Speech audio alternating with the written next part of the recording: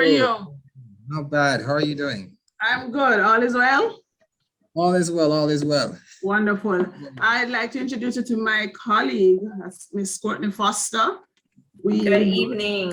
We were in the same chambers when I was in Jamaica, and we are pretty much still in the same chambers now, yes, because we don't leave 57, which is where our chambers were in Jamaica. She has kindly agreed to act as our host for the proceedings. I know that you're going to be basically delivering the information from the council herself, but we would want to just say a few words about you. So you tell us a little bit so that she can introduce you when we get started, literally in about 5 minutes. Wow, I'm sorry about that. Well, nice to meet you both, and thank you for having us again. Our pleasure. Engagement is a part of our mandate, and we are extremely excited about always engaging with our Jamaican diaspora, including the Jamaican intellectual community, of which you're both a part. Where I am concerned, my name is, is Von Kwan Rochester. I served before coming into New York. I served at the Embassy of Jamaica in Tokyo, Japan, where I was the first secretary, and well, for all intents and purposes, I was the ambassador's right-hand person or officer. I covered most of what I am currently covering in terms of cooperation bilaterally. The chief officer in terms of consular services, that was my background in terms of Japan before coming here. Before that, I was at the Ministry of Foreign Affairs and Foreign Trade. Of course, we are all under the Ministry of Foreign Affairs and Foreign Trade. It's our parent ministry, where I was, and I still am, a foreign service officer or a member of Jamaica's foreign service, where I hailed from the Economic Affairs Department. I'm trying to rush it because I know we only have a few minutes. Before that, that's impressive. My alma mater is, well, of course, I mean, we always use high schools, but I will go with the University of West Indies. Also Shortwood Teachers College and Monroe College in terms of high school. So that is it in a nutshell. And I'm really excited to be here on the Consul General's behalf. Thank you very much. I believe we have Ms. Avenita Morrison with us. She has graciously accepted our invitation to assist us with interpreting for our persons in the hearing disability community. And so we thank her for being with us. Thank you, Ms. Even though, yes, God is a sign. By the way, before we commence, Nadine, question. I had a few of my officers here at the consulate who were interested in joining in. How could I facilitate that request? Oh, you could just go ahead and send them that link that I sent to you. That would be great. The same link? Yes, okay. the same link, the same link. Okay, let me do that right now.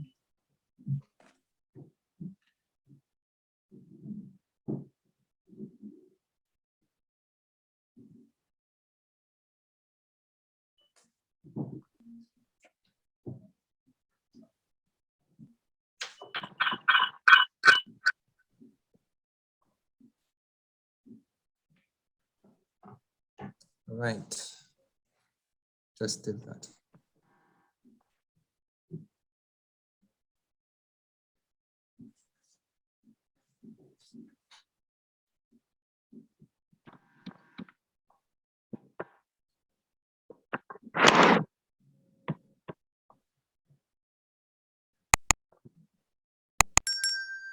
Let me just close the conference room door. Give me a moment, please. Certainly.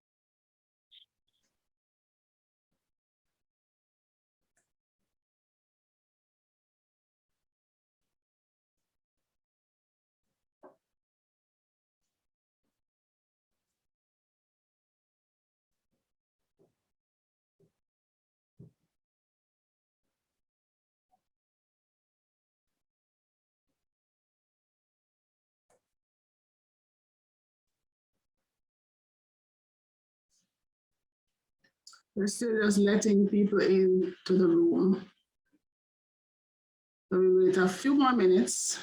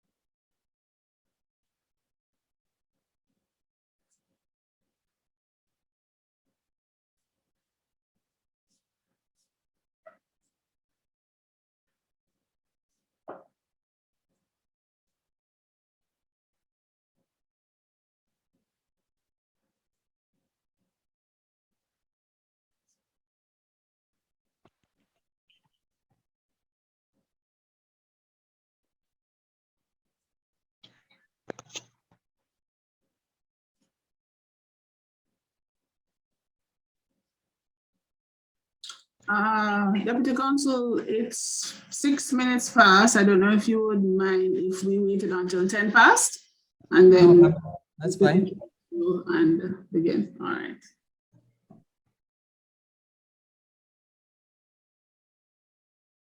Good evening to everybody who has joined us so far. We are grateful for your time, and we are going to start in about 4 minutes to give a few more persons the opportunity to join us.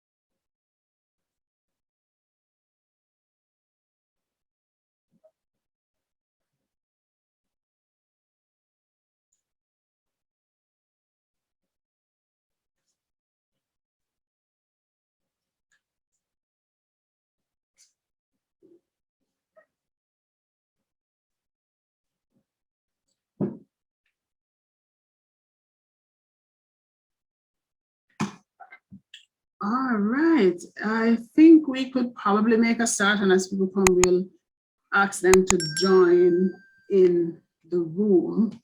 I want to welcome everybody who's joined us out there in the land of Zoom and those who hopefully will join us on our stream.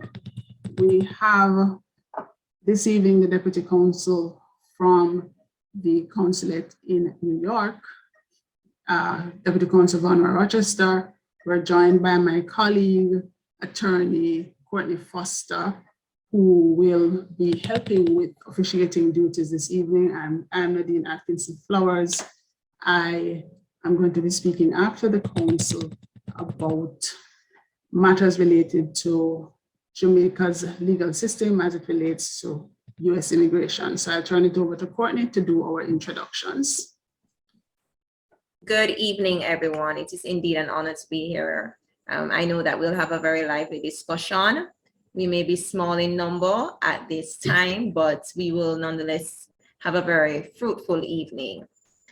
In relation to the Consul General, Miss Alcyon Roach, well, Mrs. Alcyon Roach Wilson, she was born and raised in Berkshire Hall, St. Catherine in Jamaica, which is a small, underdeveloped community that had no electricity. She attended the Redwood Primary and Guys Hill High Schools in Jamaica before migrating to the United States of America. Despite the challenging circumstances in which she was raised, she was instilled with a powerful determination to succeed in life through the love and support of family and educational mentors. Her grandparents, being great disciplinarians, they encouraged her to be the best person she could be, while her teachers fostered in her a hunger for attaining knowledge and the pursuit of success. Mrs. Roach Wilson is currently Jamaica's 11th Consul General to New York, having been appointed in July 2019. Under her jurisdiction, she assumes the responsibilities for Jamaica's nationals and interests for 33 states within the United States of America, plus Bermuda and Puerto Rico. Prior to her appointment,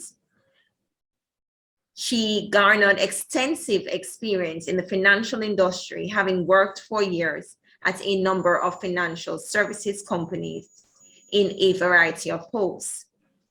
A former Bear Stearns Vice President and Associate Director, she is also the past President and Chief Executive Officer of the Alcyon Roach Group and the Director of Finance at Greylock Capital Management and related entities, Greylock Capital Associates, Greylock Capital Financial Advisors, Greylock Capital Financial Advisors, Greylock Capital Management Asia, and Greylock Capital Management Ghana, where she managed over $1 billion United States dollars.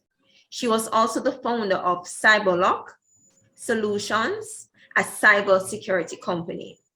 In her long-standing belief of giving back, her history with philanthropy is endless. Alcyon founded the Jamaica Open New York Golf Championship, and this championship formed part of Jamaica's 52nd Independence Anniversary celebrations in New York City, and the organizers strongly believed this event provided the opportunity to underscore and celebrate the vibrant and productive relationship between New York City and the Caribbean community. She was also the head of implementation and the treasurer for Jamaica's Promise Foundation, a nonprofit voluntary organization with the objective of providing educational resources to Jamaica's underprivileged youth. She served as an ambassador and still is a long-term charity sponsor of the Palmyra Foundation Books for Kids Jamaica. She has also worked with the noted American actor and TV host Steve Harvey and the Caribbean Celebrity Golf Invitational Foundation to provide various primary schools in Jamaica with over 700 computers, thus giving them a fighting chance in excelling in today's technologically driven society. Over the years, she has amassed an array of awards and recognition. Just to name a few, the Bear Stearns Award for Excellence, the Bear Stearns Award for Merit, the Bear Stearns Woman in Black History Month Leadership Award, the Woman Celebrating Woman Award, as I said, just to name a few. And of course, her resume is endless, but just to finish, in February 2021, she was appointed to the board of the Rosetown Foundation Jamaica, a community organization which aligns with the Prince's Foundation, led by His Royal Highness Prince Charles of Wales. Her passion and expertise for giving back will once again be fully realized. And as Nadine indicated, on her behalf, standing in her stead is the Deputy Consul General, Mr. Benroy Rochester. He too has quite a decorated background, and we are very grateful that he has taken time to spend with us this evening. I will now yield to him.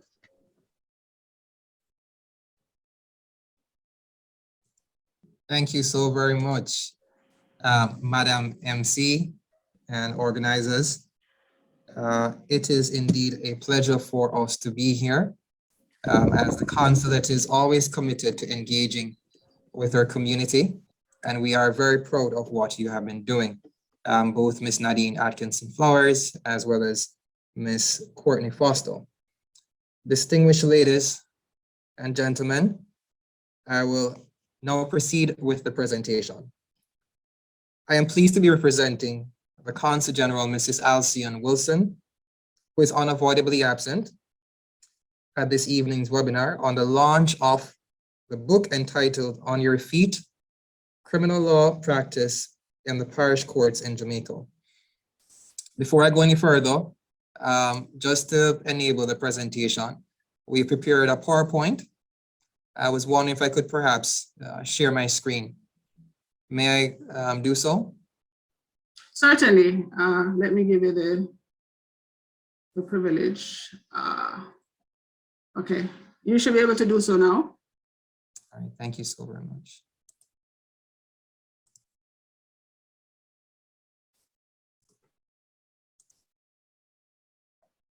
Are you able to see my screen? Yes. Great, thank you so very much.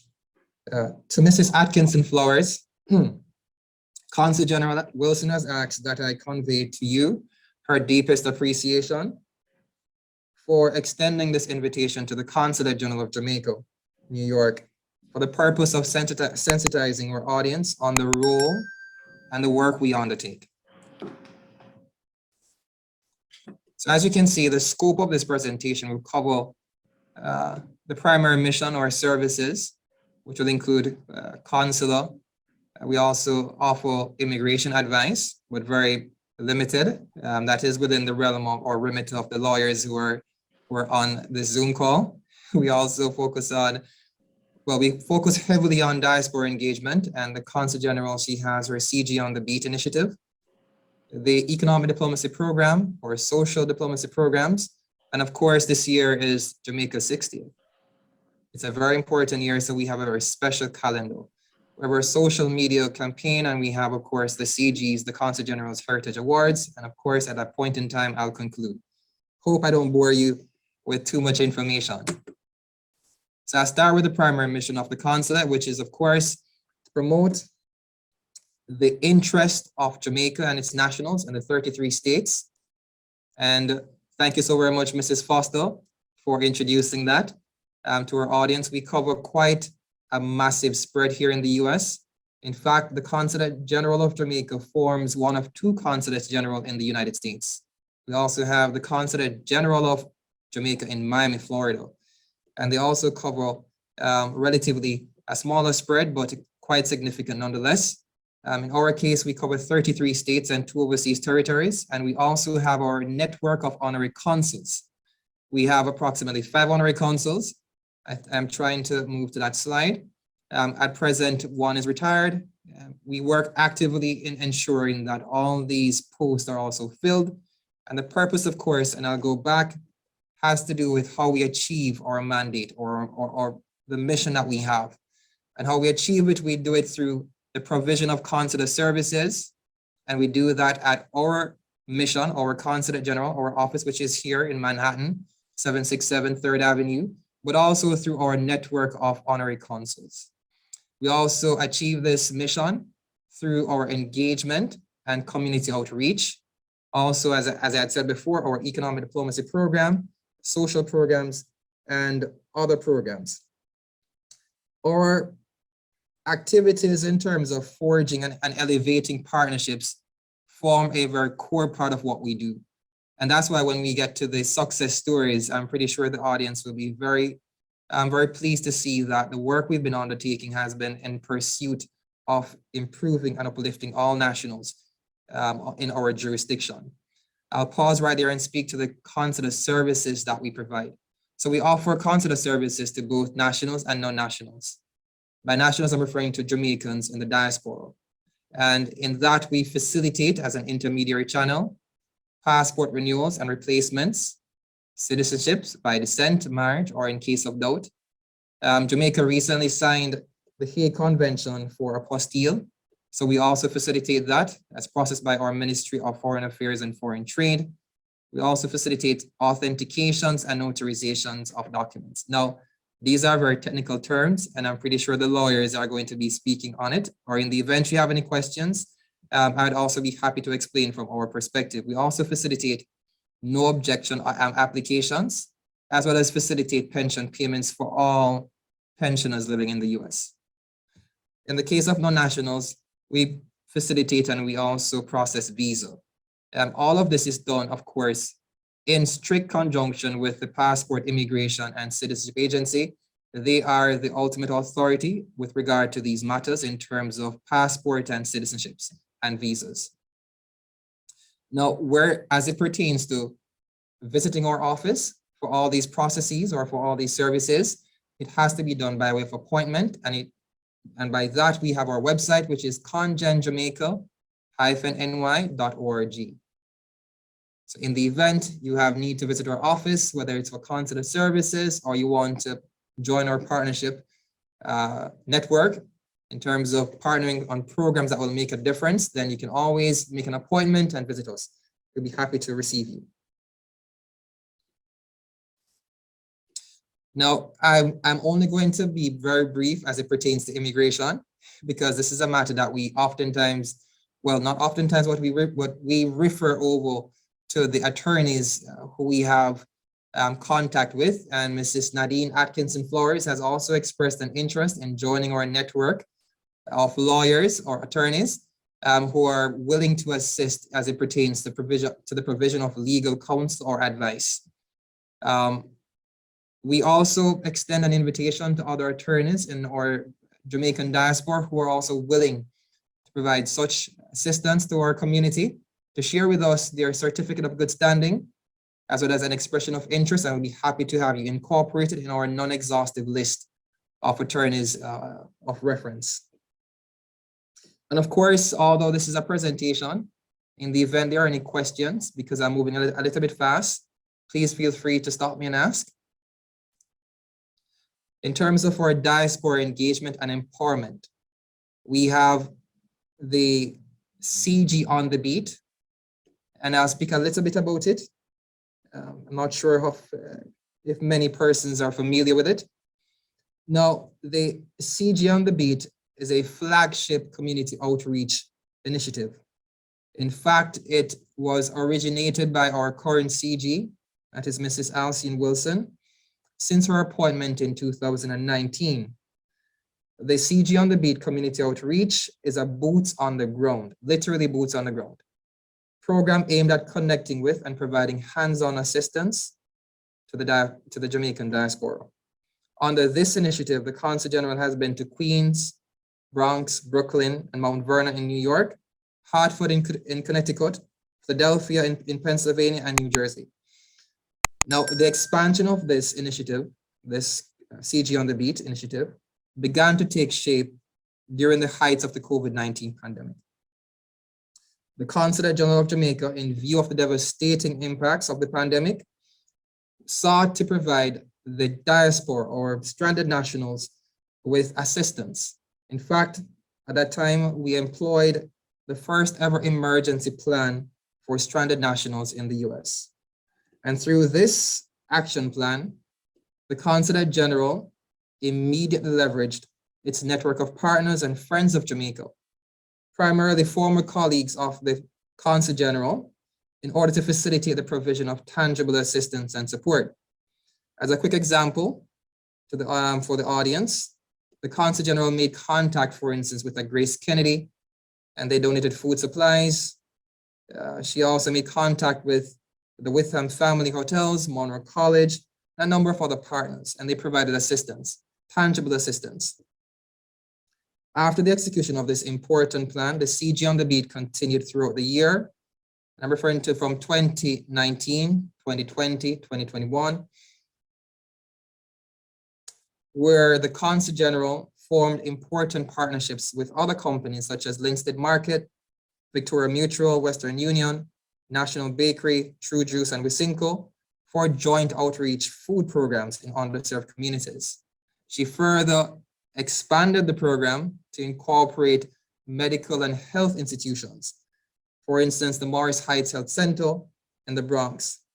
And at that point, she expanded the program again to have something called a joint food and health community outreach for Jamaican nationals.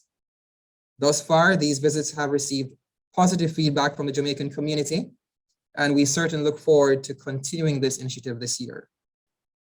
Now, in the fall of 2021, the Consulate General of Jamaica facilitated and initiated the co-organization of the largest diaspora medical mission to Jamaica, which was done between October 17th and December 17th.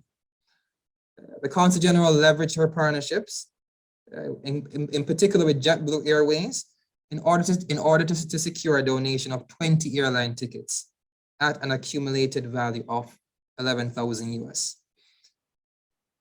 Other initiatives under the Consul Generals are now moving on to the social diplomacy.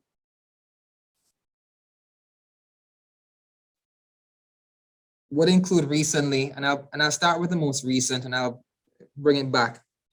So recently, the Consul General formed a partnership with Accor Foods.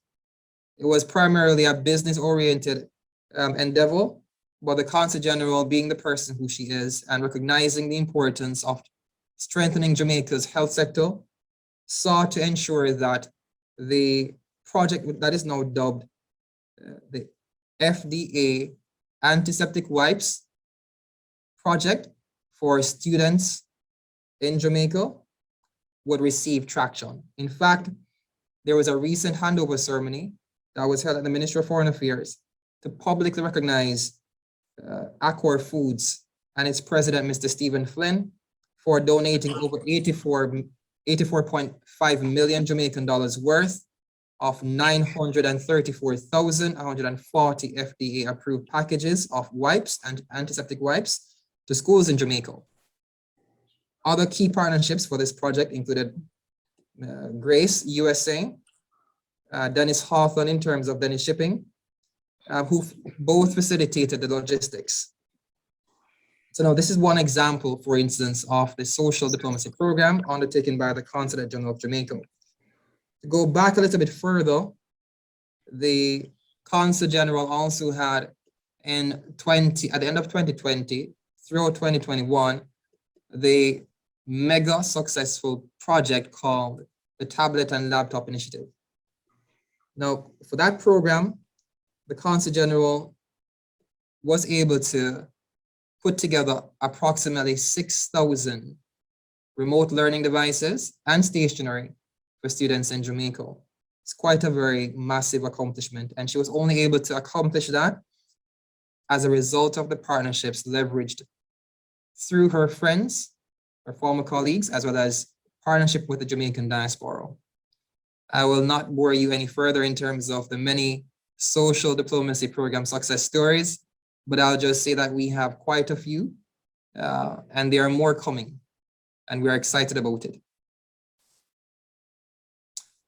Annually, we have a very important activity on our calendar called the Consul General's Heritage Awards.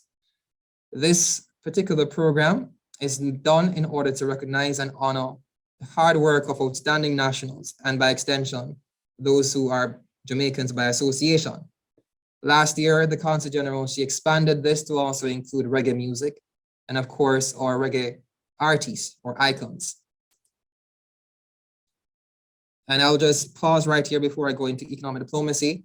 A part of the Consul General's Heritage Awards also has to do with empowering the Jamaican diaspora, ensuring that they feel the love and they feel the recognition that the Consul General has for them. As it pertains to economic diplomacy, the purpose, of course, is to forge meaningful partnerships for mutual and rewarding, for mutually rewarding outcomes. This program, which was officially launched in June of 2020, was immediately received and embraced by the Consul General. In fact, even before the official launch in 2020, the Consul General, based on Ms. Foster's reading of her profile, she has always been involved in economic diplomacy. So for her, it was a natural transition as it pertains to this program, where she would leverage her contacts to ensure that the Jamaican community would receive adequate support as it pertains to the economic diplomacy program. To give you a quick overview, I will share the following. The Consulate General's role in the promotion of investments and trade continue to feature prominently on our agenda.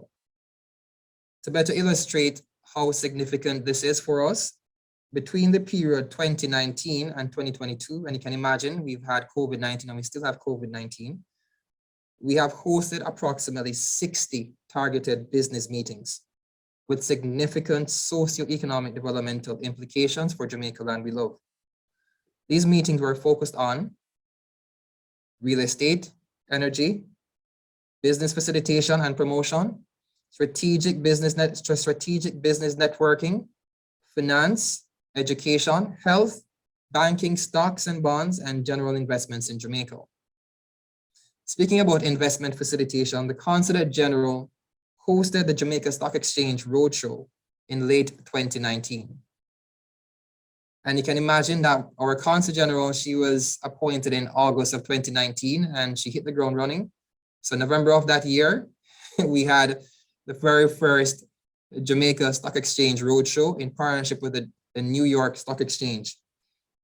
Based on the overwhelming level of support in 2019 for this investment event, the Consul General made the decision to host annually a virtual investment forum, which commenced in March 2021.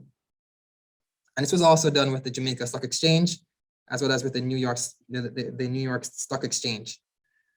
I am pleased to announce that the second staging of this important forum will take place within a few weeks, March 23rd to March 24th. And we are going to be partnering not only with the JSE, but with other brokerage firms here in the US and back home in Jamaica. So if you have not registered already, it's on our social media platforms, and I'll share that with you shortly. Please do so now. The wealth of information, and I'll put a pun on the word wealth, because it has to do with building your finances, but by way of smart and very wise advice from persons who are experts in the business. And of course, it's free to the Jamaican diaspora. It's very easy to register, and I think I have the link right here. Right, the link is right here. It's, my apologies.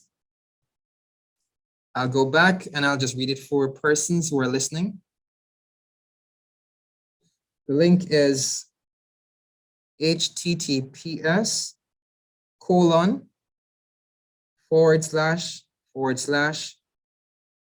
linktr.ee/CGNYJM.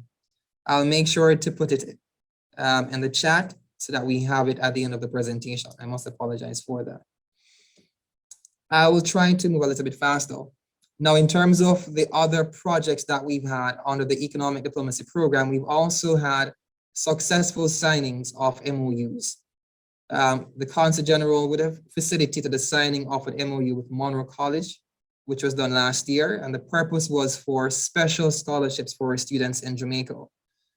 And she would have also been able to facilitate a hybrid approach whereby students may stay in Jamaica or they may actually physically come to the US.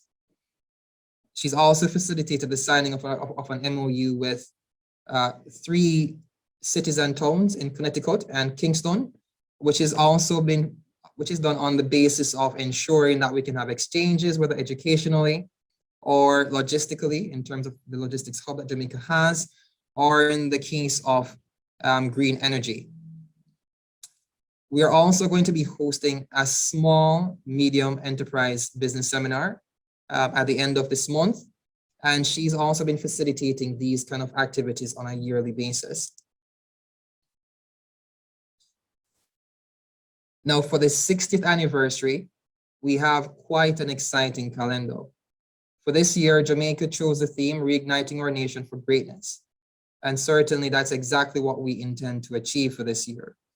Of course, annually, we would have our annual Independence Thanksgiving service, our flag raising ceremony, all of which, of course, will be taking place within the month of August, the Jamaica Independence Ball and reggae concerts.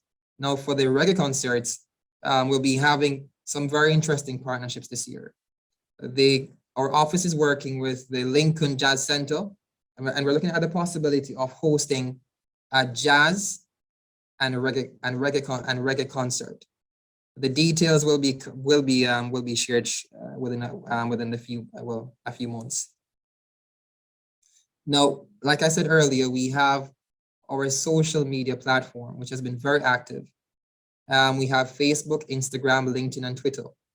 So if it's the case where you are interested in the developments or in the activities of the Consulate General, please feel free to visit our social media accounts where we post very frequently on all of our activities. If you intend to also receive email blasts in terms of our events or press releases on our developments, including our monthly newsletter, please feel free to register with us. You may send us your full name and address to the email that I have right here, which is cro@congenjamaica-ny.org. Now for the 60th, I believe we have over 21 activities, right? And we're looking at the possibility of ensuring that our community is always going to be active. A part of it is ensuring that we highlight the significance of our history. We also highlight the importance of where we've come as a people, especially coming, well, not necessarily out of COVID-19, but we're still stronger together.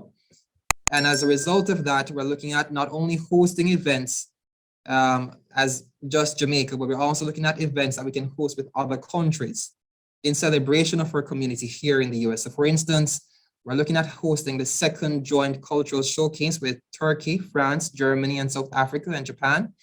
And the purpose is not only to showcase our culture, but to look at the possibility of forging strategic alliances and partnerships that will also allow our Jamaican business community to expand their footprint.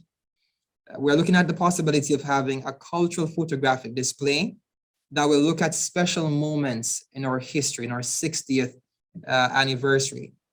And this will be, of course, held at venues that would facilitate a very large gathering. We're looking at having a concert, as I said, at the Lincoln Center. And a part of it is not only looking at just our reggae artists, but also a hybrid in terms of jazz and the fusion of reggae music, which will be very interesting. Annually, we have our Thanksgiving service. And like I said, this would take place, of course, during the period of independence. But for this year, we're very proud to say that we're going to be having our 60th Independence Gala. COVID-19 would have been the impediment in terms of the hosting of this very important activity. But this year we are looking forward to having it. We're also going to be having some very exciting activities at Pen Release, and Pen, is next month, April. We also have a few important ministers who we're thinking about having. Further details will be released soon. But of course, it's looking at having a reigniting of our nation for greatness, but with our leaders who are currently in Jamaica, to see if we can actually have a gathering, a very special gathering at Pen Release. Given the impact of the pandemic on our community, of course, we're also looking at the possibility of hosting virtual mental health forum. Our nurses have been working excessively hard, and we are exceedingly proud of them. Our Consul General is also looking at the possibility of hosting a presentation to our Jamaican nurses. And this is also in conjunction with the annual Heritage Awards. And of course, right through the year, we have our community outreach, which is the CG on the beat, and we'll have it at select locations. Right, I do believe I was speaking about the Investing in Jamaica Virtual Forum. So here we have it right here.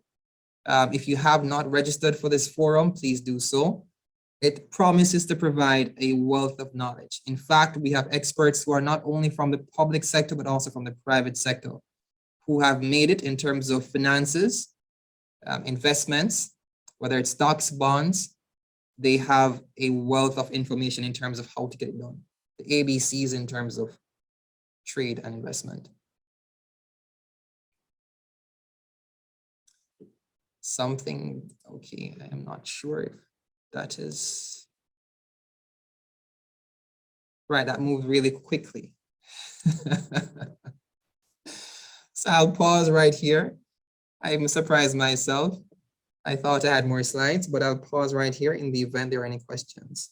Well, thank you so much, Mr. Rochester, Deputy Consul General. That was indeed, even though it may have moved very quickly, it was quite informative. There are quite a number of activities that we can look forward to. At this time, before we welcome questions, I'd like to make special mention of Mrs. Avalita Morrison, who has been acting as our interpreter since this evening. I would just like to thank her for the coverage that she has been extending thus far. And perhaps I can pose a question to you, Mr. Rochester, just to open the floor.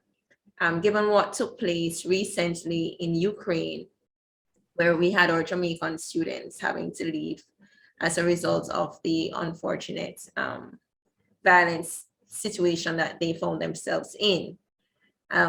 What would you say generally to students who are studying in the US? Should they establish a relationship with the Consulate General's office immediately upon their arrival in the United States?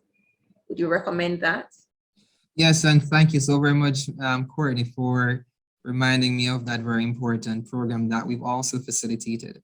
In fact, upon learning of the conflicts in that country, our Minister of Foreign Affairs and Foreign Trade, Senator the Honorable Kamina Johnson-Smith, immediately reached out to our Consul General to see whether or not there were any possible support mechanisms that could be established. The Consul General, given her excessive and extraordinary network, started making contacts with partners, whether it be universities or medical institutions. And currently there are some surprising developments that are taking place. I am not at liberty to release information that has not been completely finalized, but certainly there's been some very promising developments for students who've been displaced from their universities in Ukraine. It's important to note, and I'll jump straight to the question in terms of students in the United States or students, Jamaican students, wherever you are. If you're listening to this, it is extremely important that you register with either the embassy in your location or High Commission or Consulate General. And the purpose is, if you have a situation of a crisis or an emergency, disaster, it could be man-made or natural, it is very important that the Consulate General or the embassy or the High Commission can make contact with you immediately, mobilize you to ensure that your safety is paramount, is is assured. It also helps in terms of when it comes to doing that checks and balances in terms of who is where or what is going on. And it also assists a lot in terms of trying to mobilize according to the response for assistance. The important thing to note right here is that all of our displaced students, thankfully, they returned home safely. We had the last student who arrived through New York. I believe she is still here. And of course, our office ensured that she was received at the airport. So our office will always encourage our students to register, and you can do so easily by just sending an email to our office. I will just share the email again that I have right here, which is the CRO email, right? And all you have to do is to share with us your name. Well, you may want to share a little bit more than just your name. You may want to share your name, the school, the program that you're studying in the event you wish to do so. Contact in terms of a cell phone or a office phone in the event you are also gainfully employed, as well as your next of kin in the event we would need to actually have contact with an emergency contact.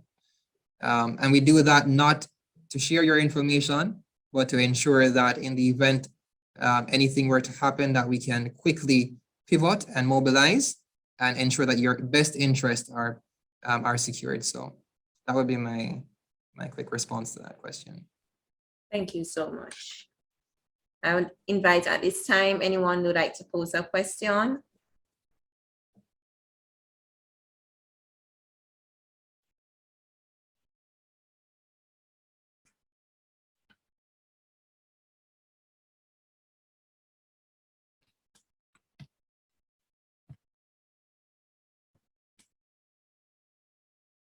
And if you don't want to speak, you can always share your question in the chat and I can ask it on your behalf if you're a little shy.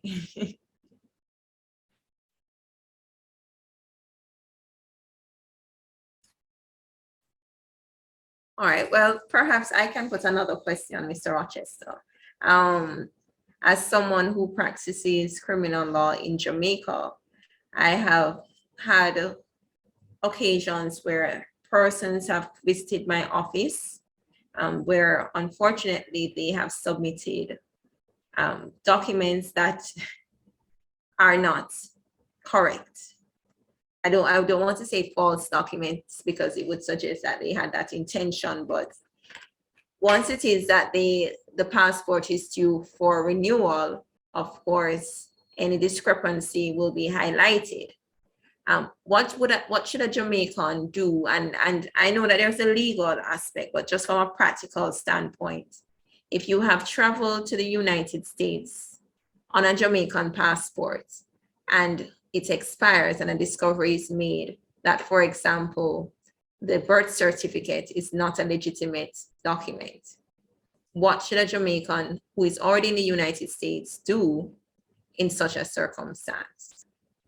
Well, so the Consulate General of Jamaica, New York, and all embassies and high commissions, we are your refuge. We are the one-stop shop when crisis hits.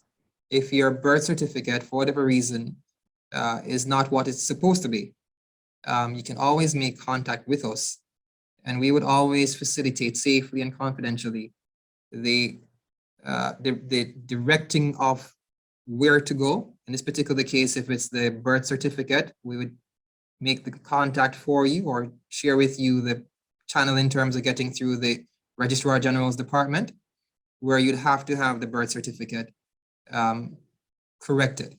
And by corrected, I'll be very specific.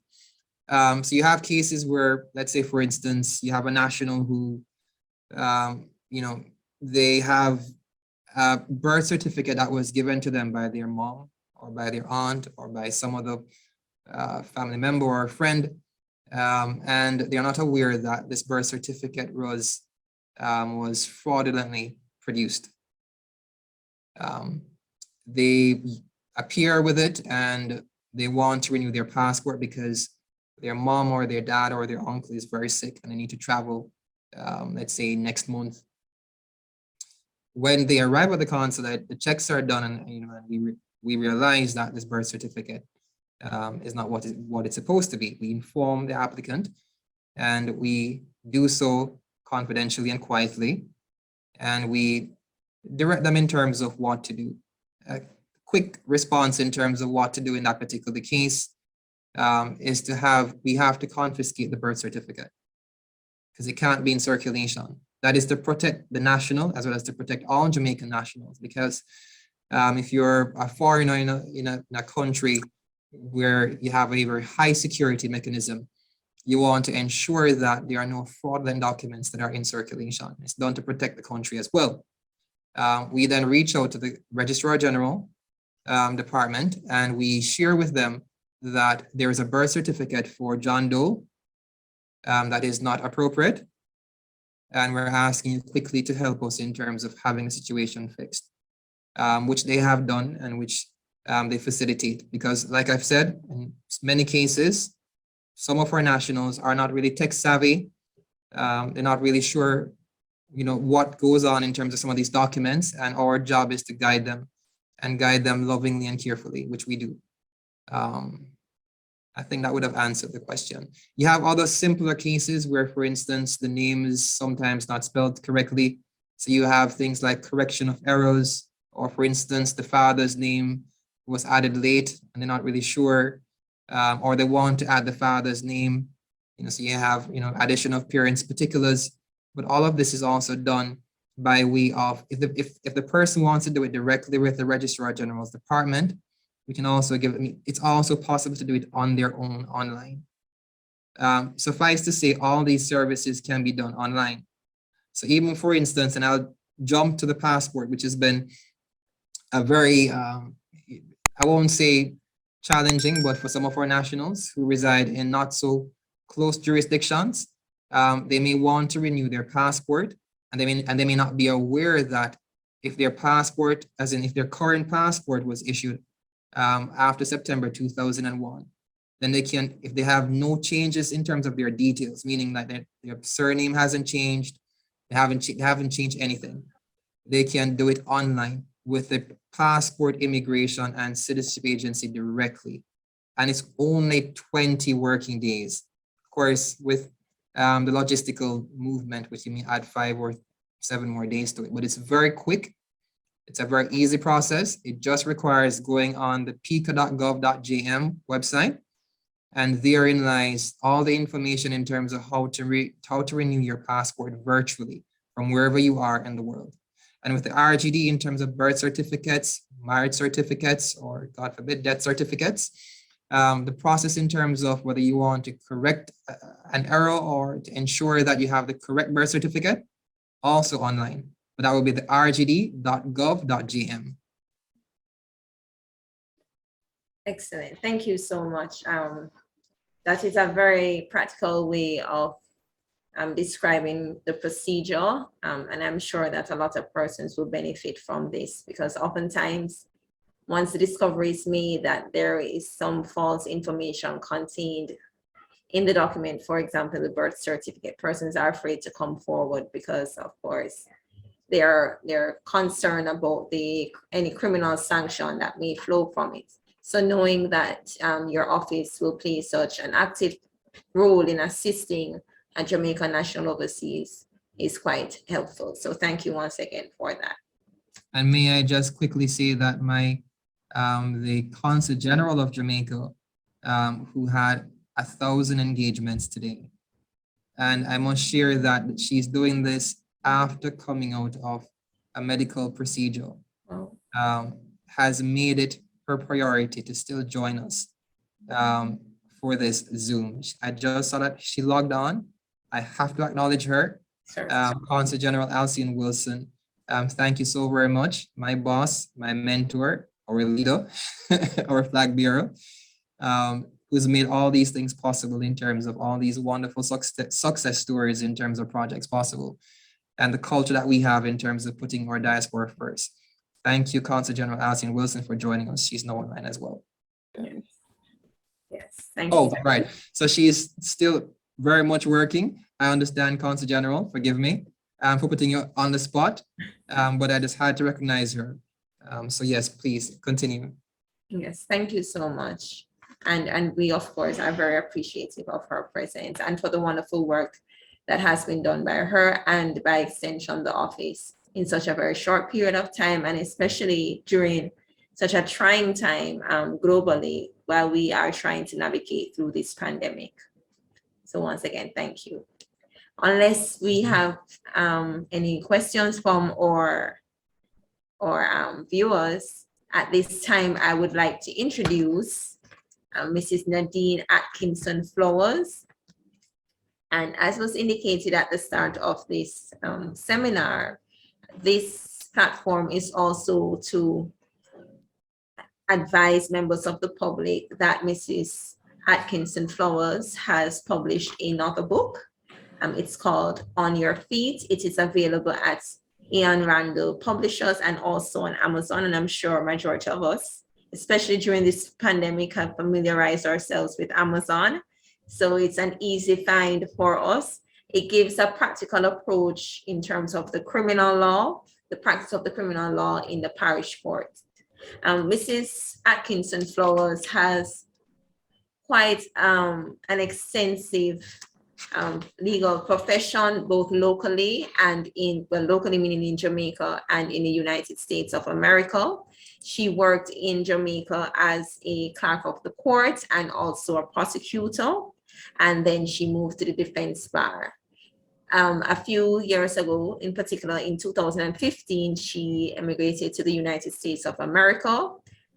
In a few years after that, she studied for the bar, which she passed on her first go. So of course, we're very proud of her. And she has been working in immigration law since then. She has rendered a lot of assistance to Jamaicans who are in the United States who may have immigration issues, and also to Jamaicans who are residing in Jamaica and are desirous of moving to the United States of America.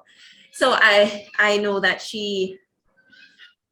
there's so much that can be said about her, but we do have to move on to listen to her presentation. It's now a few minutes to 8, so I won't hold off any further. So let us just welcome Mrs. Atkinson Flowers. Hello, everybody. Thank you very much for the kind words, Courtney. And thank you so much to Deputy Counsel Rochester. And we appreciate that Counsel Wilson has joined us, despite the fact that we know she had a very hectic schedule today. And I believe her night actually continues, as does Deputy Counsel Rochester. So we thank you and we hope you'll join us again, because I like what you said, that you are our refuge as Jamaicans in the diaspora, and that's extremely important. And we hope that more persons will come to the consulate should they need help, advice, and also to offer their services to other Jamaicans in the diaspora. Essentially, this evening, we have learned so much information, and I believe that we are all the better for it, and we do thank you.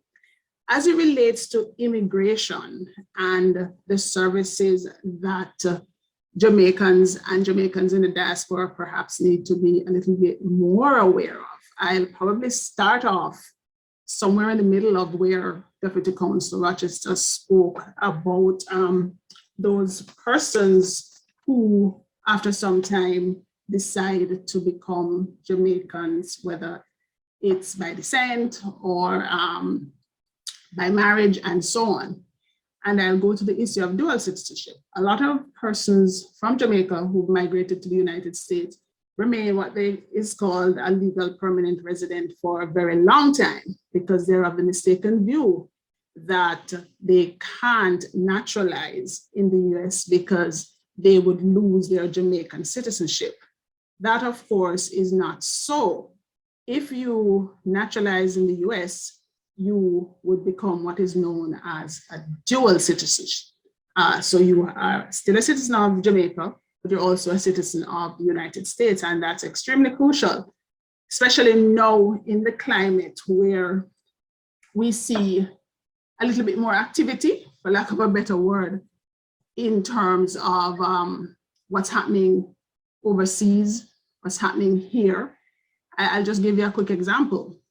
If, for example, you were to have some kind of negative interaction with the criminal law, I say that tongue in cheek, it may well be that you might find yourself in deportation proceedings. If you are a resident and the issue, allegations, offenses, conviction, if proven, you may well be on a plane heading to Jamaica. The long and short of that is, since you are not a citizen of the United States, you have no protection, as it were, against deportation. If you had naturalized and become a citizen, you would be cloaked with that protection of a citizen.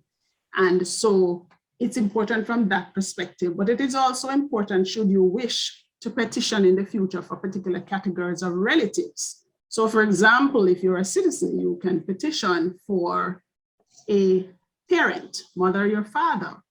If you are a resident, you cannot. Another very important issue that a lot of persons from Jamaica and in the diaspora face, and I've seen it unfortunately from time to time, is that we in Jamaica tend to have pet names. So my name Nadine, but people call me Joni.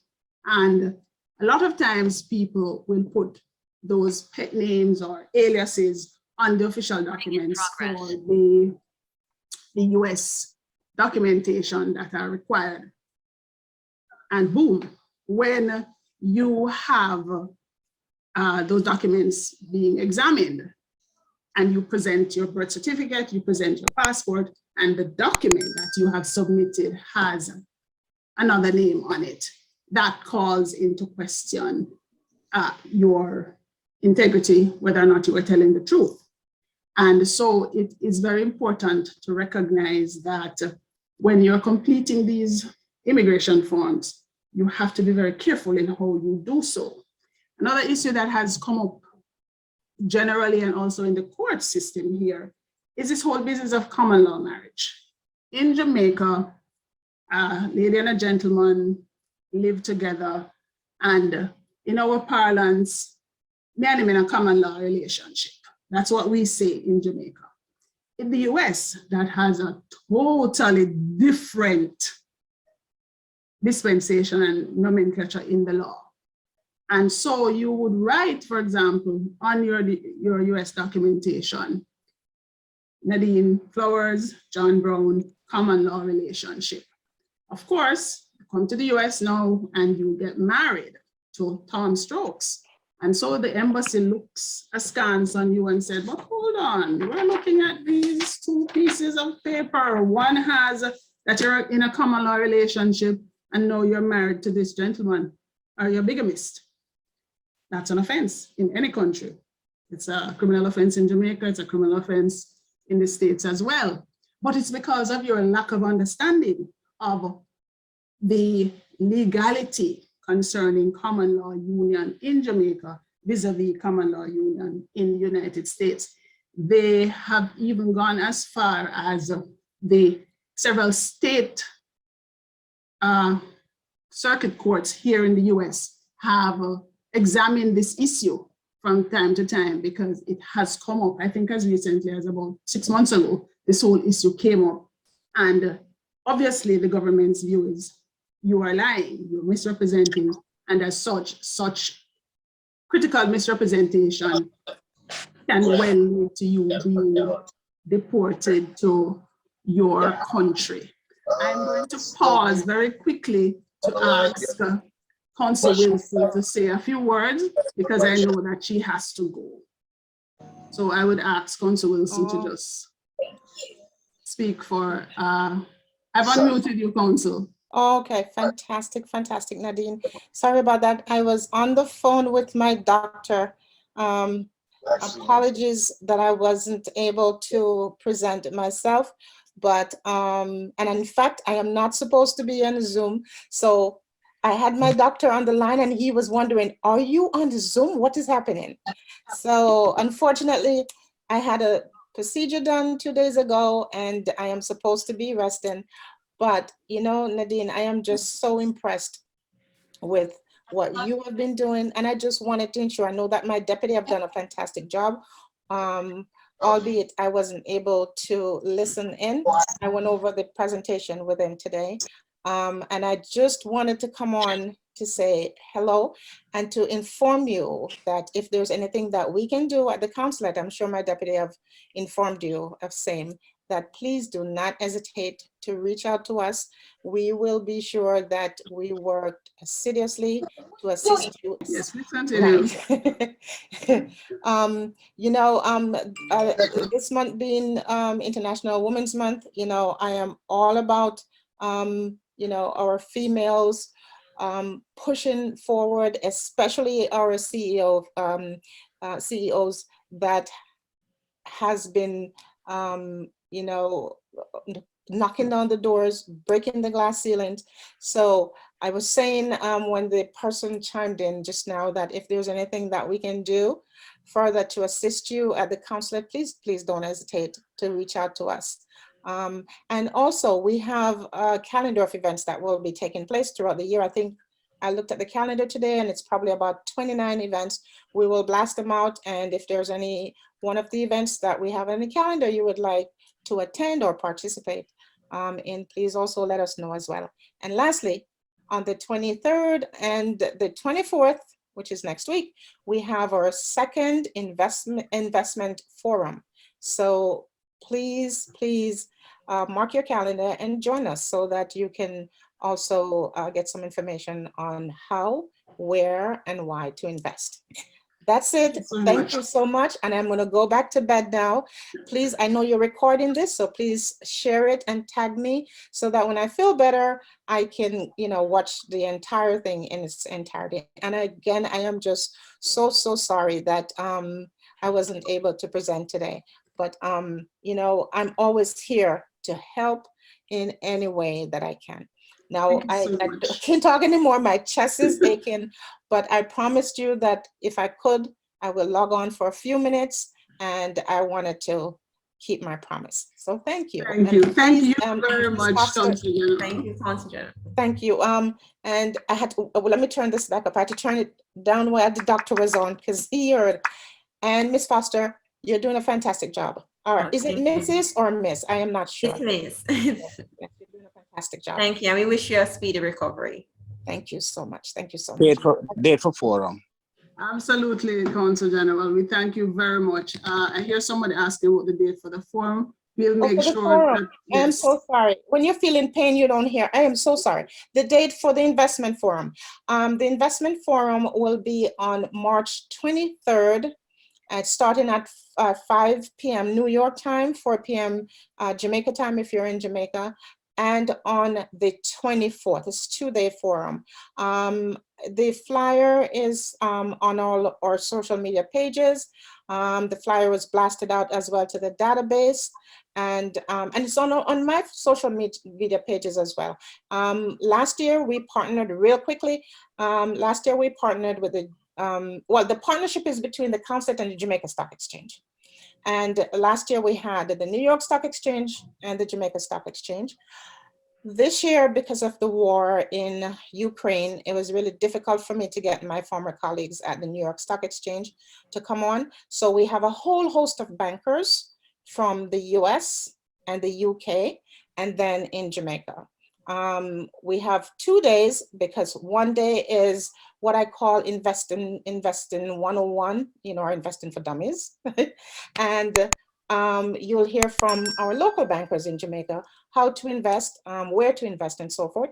And then you have the more advanced, which is the brokers that are based at the various brokerage houses here in the US, just in case you would like to invest in the emerging market sector, debt capital market, or a high yield sector.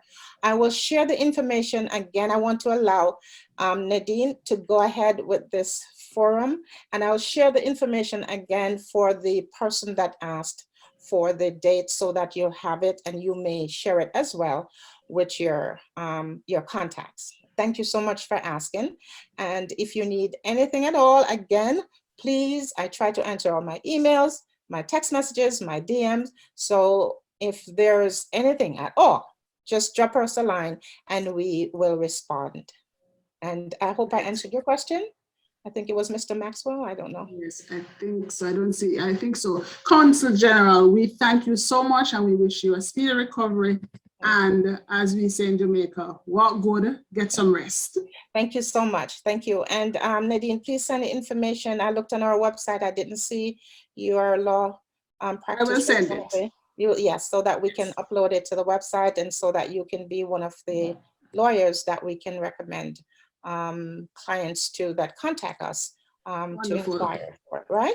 All right. Absolutely. I think I've taken up enough of your time.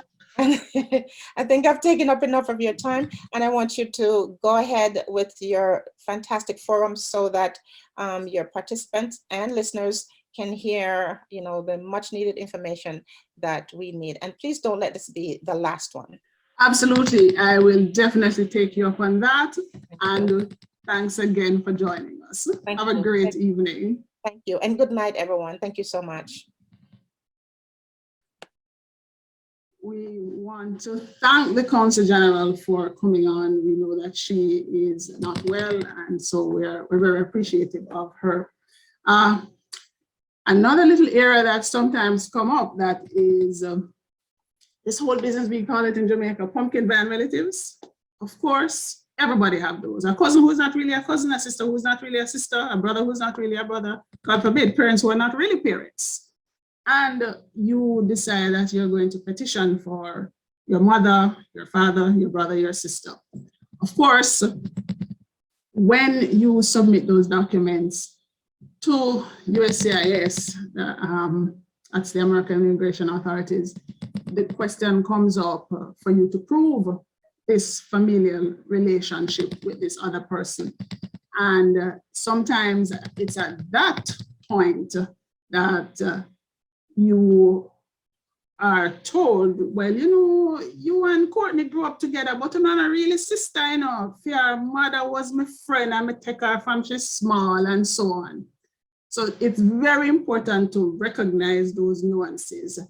Right in that realm, we have this very troubling issue of DNA. When certain persons are petitioning for their children or children for their parents, the government of the US requires DNA. And it's at that time that, God forbid, some of us discover that our father is not really our father and our mother is not really our mother. So that's, and I've seen that in court in Jamaica, and I've met that issue here in the States. And it's obviously a trauma for everybody concerned, but it's something that you have to look out for as you're proceeding along this path. There are certain sections on US immigration forms that ask about your children.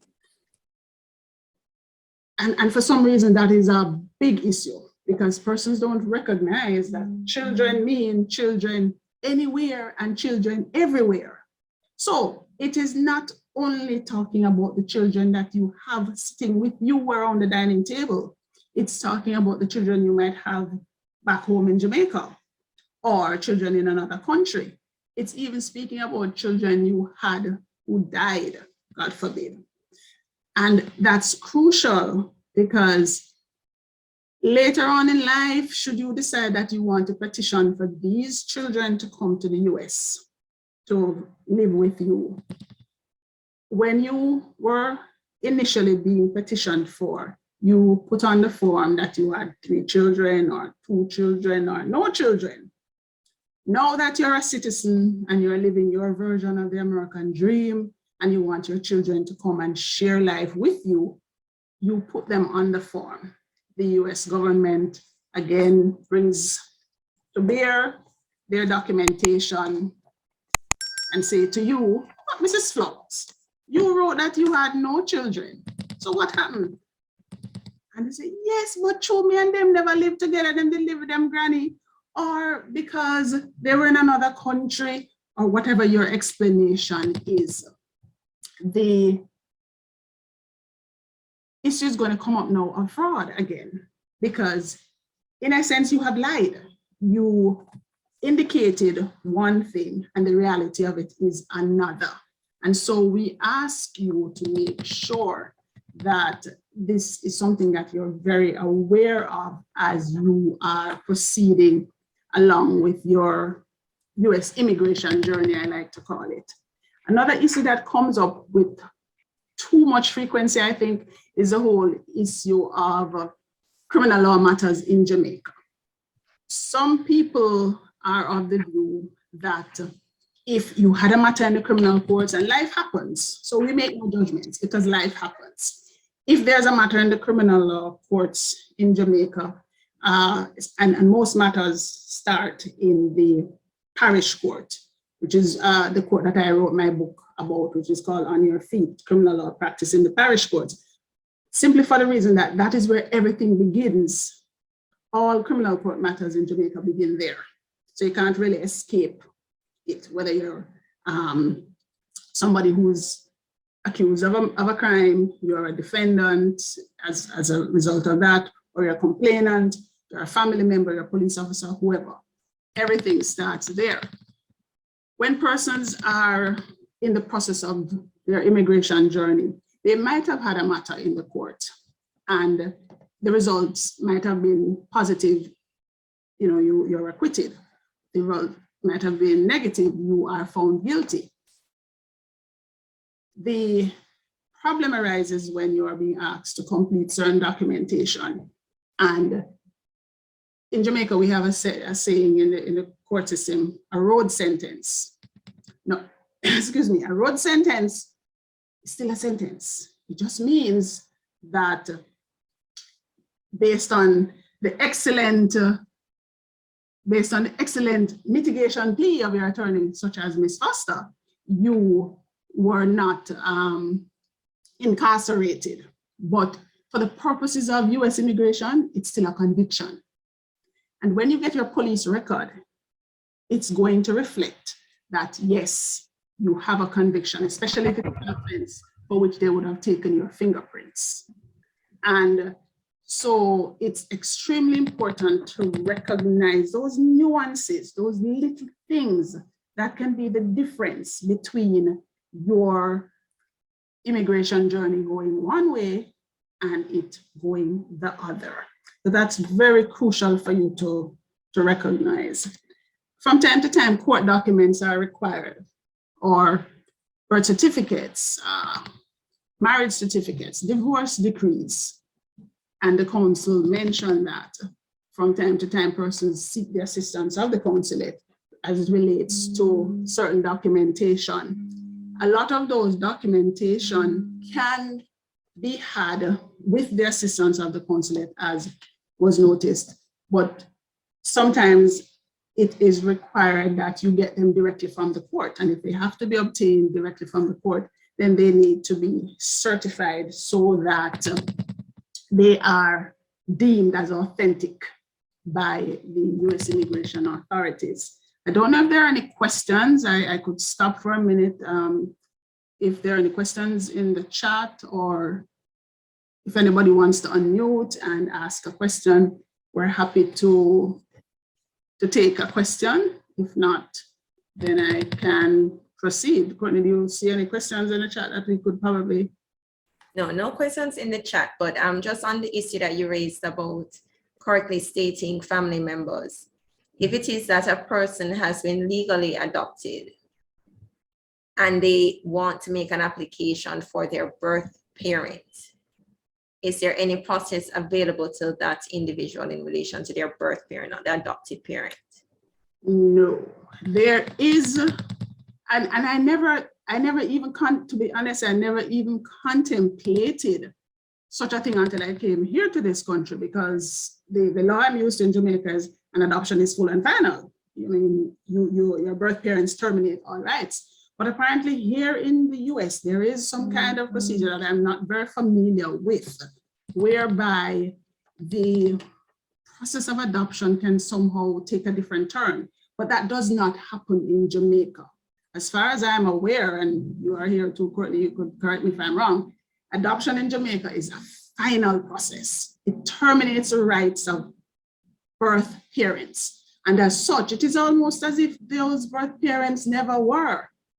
And if it is that you decide, no, I'm going to petition for my birth mother, Courtney, that is not permissible as it relates to Jamaican law, because your parental rights that Courtney had have all now been terminated.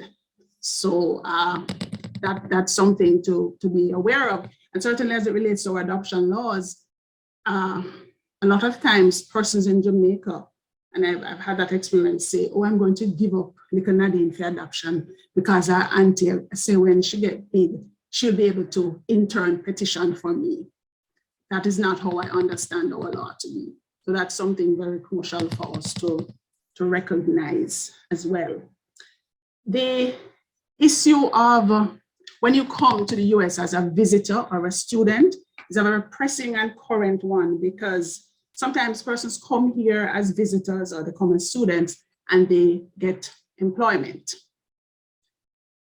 The terms of your visitor's visa stipulate essentially that you're coming for pleasure and for leisure, not for sweat. And as such, if you come as a visitor and you get a job, you may well find yourself in a bit of a bother, because they can allege that you have breached the terms of your visa because you came for X time and you got a job, and you won't be able to resile from those allegations because you will have your pay stubs. The employer would have submitted certain kinds of documents for you and so on. So one has to be very careful where that is concerned. Students who come to the US to attend universities, colleges, community colleges as well, there is a particular time frame that such students can work. I believe it's 20 hours per week. But of course, life happens sometimes. They may well decide, oh, Jesus, I can't manage this. I need more time. I need to work more because I can't manage the school fee. That may well get you into some problems, and you have to be very careful and cautious about that. Finally, I think I would just mention this whole business of what we definitely in Jamaica see happening. You come on your multiple US visitors visa. Let's say it's a 5-year multiple, which means you can come as many times as you want within that 5 years, or a 10-year multiple. And you say, well, I'm not going to go back to Jamaica because I have a 5-year multiple or I have a 10-year multiple.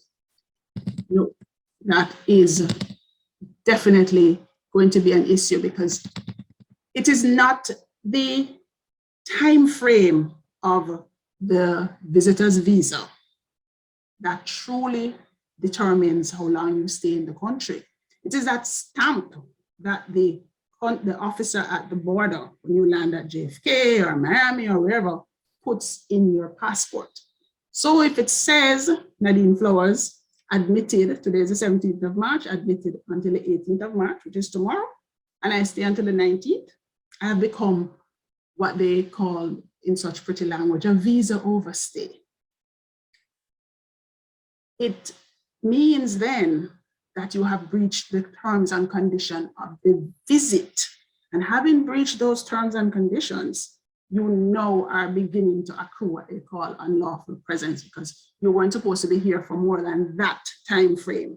That is a big issue with a lot of persons here, where they think, oh, I have 5 years on the visa, I can stay for 5 years. I have 10 years on the visa, I can stay for 10 years. No, that is not so. And I think in closing, I'd just like to say to persons that we have to recognize that there are lots of information bases out there, but there are also lots of misinformation. And we have to be very cautious in the type of information that we imbibe. We have to be careful in the sources of information.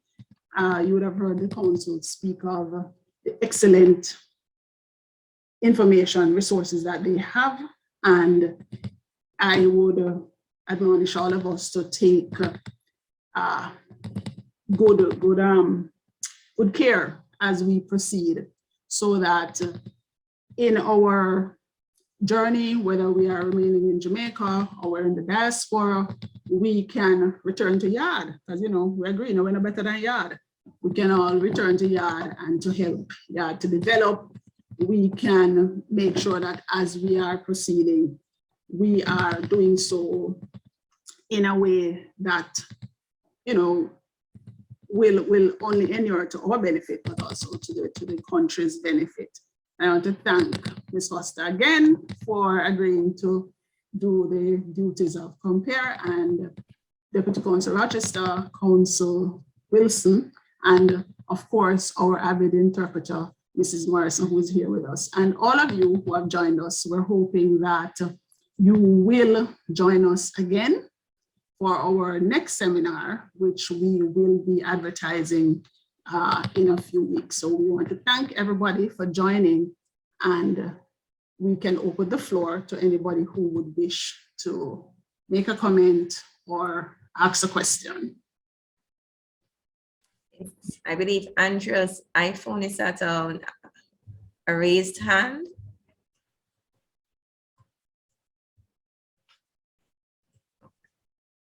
I can't see it. Can you see it? Well, it's off now, but it may have been an applause or a raised hand. Okay.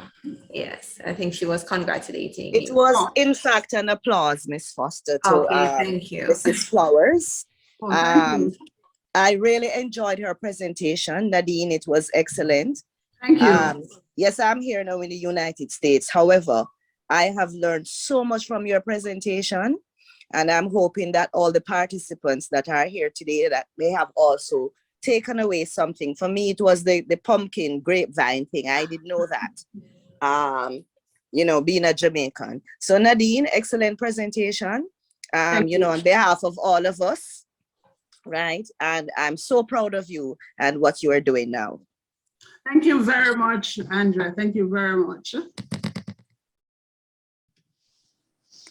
Anyone would like to pose a question? Remember, you can write your questions in the chat if you don't want to use the mic. Hello, good night. Good evening, how are you? Good evening, I have a question in reference to being a naturalized US citizen. Is it still possible to be a dual citizen of Jamaica? And how would I go about getting a passport or renewing my passport?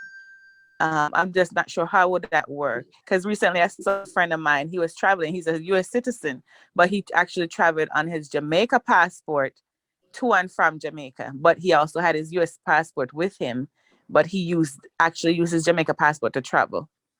Okay, well, yes, if you are a Jamaican and you come to the US and you naturalize, meaning you become a US citizen, you still retain your Jamaican citizenship. Can't ever get rid of that. No, Jamaica won't get rid of you, then cannot get rid of you. So you become what is called a dual citizen. Not every country has it, but thankfully Jamaica still has that. So you can continue to embrace your Jamaican heritage, not just to eat up the ackee and saltfish, but you remain a Jamaican citizen for life, and you are a naturalized US citizen. You can get your Jamaican passport renewed. Consul Rochester spoke about that, and he gave us the link, passport information, passport, immigration and citizenship, pica.gov.jm. They're an excellent resource for those things. The Consul General's website also has excellent information on how to renew your passports. I've helped several of my fellow Jamaicans to renew their passports as well. I do know that some persons travel, especially if they're going back to Jamaica, on their Jamaican passport. I was in a presentation recently, and another presenter said, what's better than when you come back home and they said to you, welcome home. And then of course you go and get some tasty patty. So the short answer is absolutely. You can maintain your Jamaican citizenship, and don't be afraid to go and get naturalized in America, because it has so many benefits. And in fact, only American citizens are entitled to vote in any election here in the States. And that's crucial because New York actually just passed some legislation where they're going to allow persons to vote in local elections. I would totally admonish anybody thinking of doing that not to do so, because voting in any election in America, if you're not a citizen, almost automatically prevents you from ever becoming a citizen. It is a gross misrepresentation. And so it's important to recognize that, you know, it has responsibilities as a citizen, but there are also some pitfalls that you have to make sure you recognize on your path to citizenship. Okay, thank you. You're welcome. Anyone else would like to ask a question?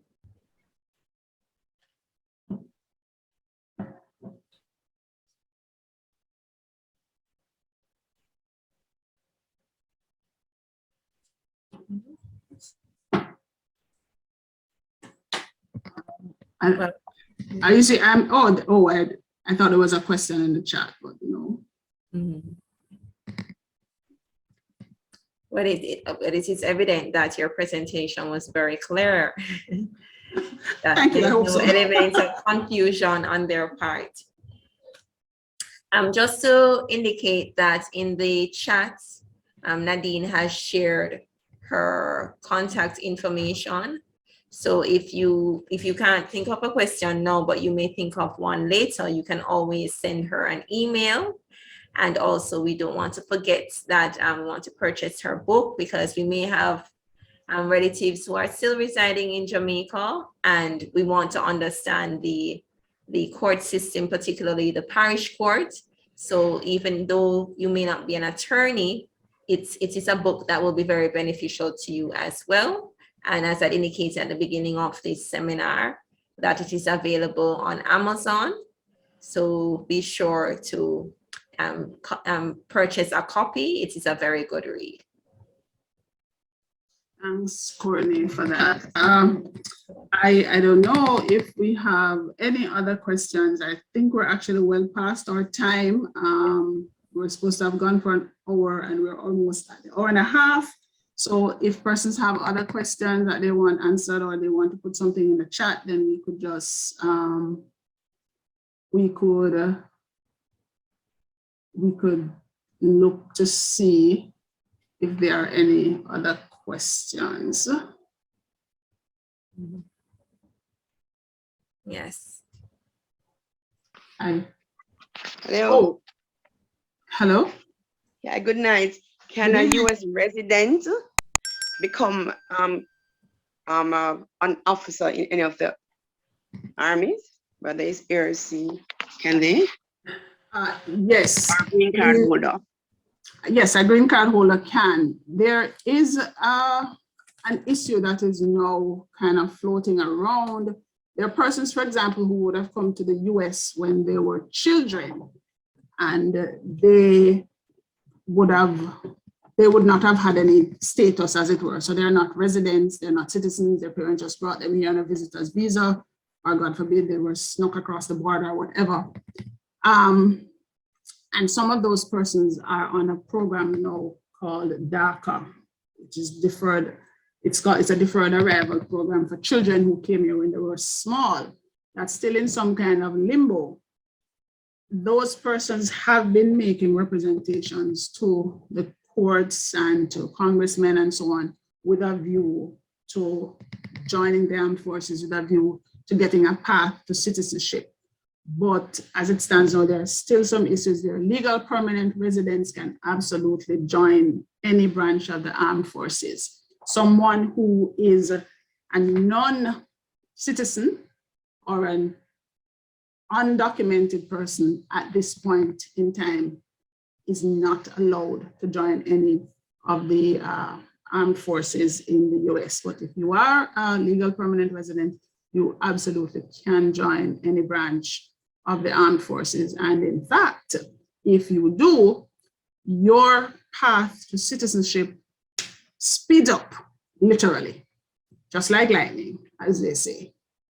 And your path to becoming a citizen quickens. And as soon as you are a citizen, you can, of course, petition for your parents if you wish. You can petition for siblings if you wish, because only US citizens can petition for their parents or siblings. A legal permanent resident can petition for spouse and children. Oh, and on that note, I should tell you, unfortunately, as the law stands now, you can't petition for your cousins or your uncles or your grandparents. Maybe the law will change, but as it stands now, those are the categories of persons who can be petitioned for to come to the country.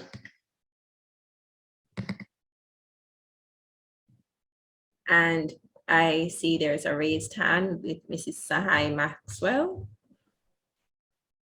Good night, everybody. Good I'm evening.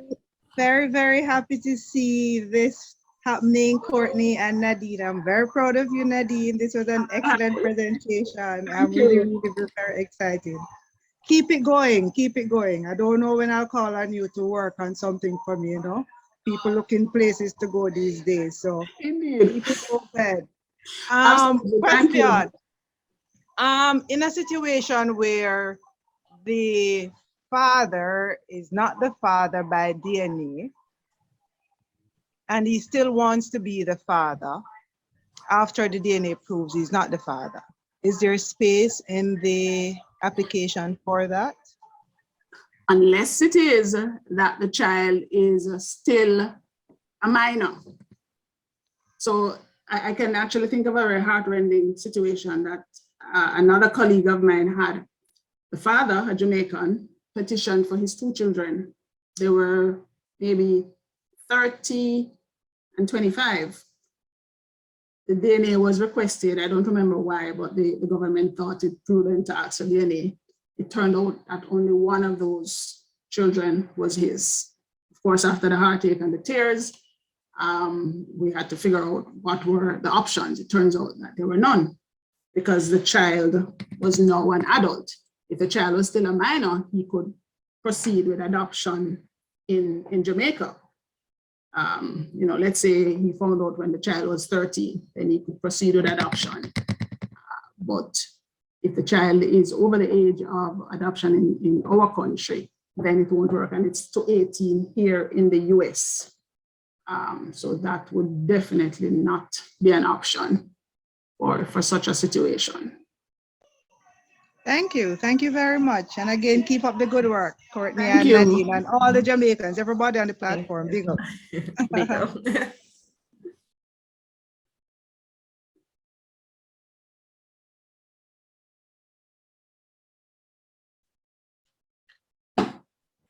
Oh, I wanted to probably it's a good time to indicate, Courtney, that the beauty of immigration law, if you can call it that, is that as an immigration law practitioner, I can practice in any state in the US. However, for other bits of law, the immigration practitioner can, for example, practice real estate in New York if he or she is not admitted to practice in New York. In Jamaica, I'm an attorney in Jamaica, Courtney is an attorney in Jamaica. We can practice in the 14 parishes. We can go to all the courts which we have. So we can go to the Court of Appeal, we can go to the Parish Court, we can go to the Supreme Court, we can go to Traffic Court. But here in America, it's a little different. The only law, there are about 2 or 3 areas of law where an attorney can practice in the whole of the country, and immigration is actually one of those. And I suppose, and the reason for that is immigration law is what they call federal law. So it's not controlled by what happens at the state level, it's controlled by what happens at the federal level. So I can practice, I can have and do have clients all over the country, which brings me to a point which I think people are not recognizing here now. Marijuana, what we call ganja, weed, chronics, whatever you want to call it, here now in the US the laws are loosening on that. However, the laws are not loosened at the federal level, only at the state level. So for example, if John Brown is caught with marijuana, and this is just the dust, the seeds, as we would call it, he may well be facing an issue with US immigration as a resident or as somebody who's undocumented or as a student or whatever. That's crucial because increasingly, as I said, the laws are becoming more flexible. A lot of the states are actually decriminalizing marijuana, allowing it for medicinal use, allowing it for recreational use. Colorado, several other states are doing that. But at the federal level, marijuana possession, definitely trafficking, and all of those are still offenses that can land you in deportation proceedings and you find back a yard, whether it's Jamaica or wherever else you come from. So that's very, very crucial for us to understand that at the federal level, immigration is where immigration is governed. And as such, you have to follow that line when you are concerned or checking out to see what is happening where marijuana is concerned.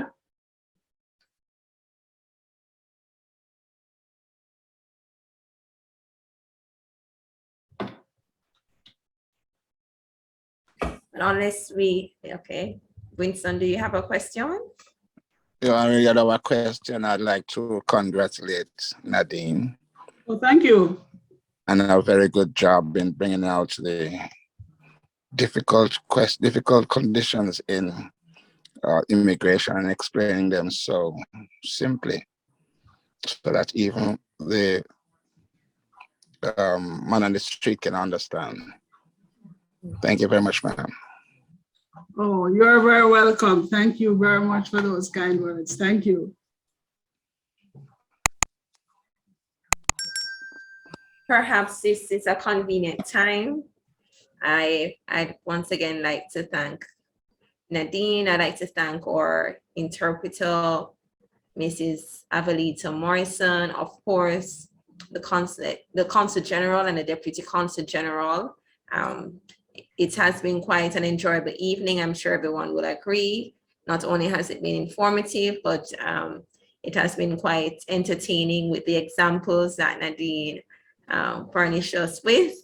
And it helps, as Winston has rightly pointed out, it allows the man on the street to understand exactly what would be required and how not to be in breach of the law.